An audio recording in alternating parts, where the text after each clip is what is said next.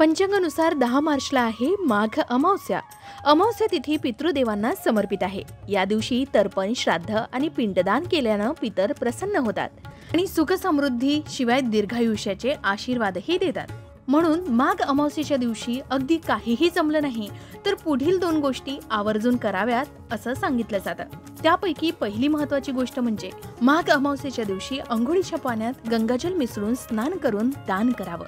शिवाय पिंपळाच्या झाडाला कच्चं दूध, गंगाजल, काळे तीळ, साखर, धान्य, तांदूळ आणि फुले अर्पण करावीत. या उपायानं भगवान श्रीहरी विष्णूंसह पितरांचे आशीर्वाद प्राप्त होतात. त्यानंतर दुसरी महत्वाची गोष्ट म्हणजे अमावस्येच्या दिवशी तांब्याच्या कलशात जल भरून गंगाजल आणि लाल चंदन मिसळून सूर्यदेवाला अर्घ्य द्यावं.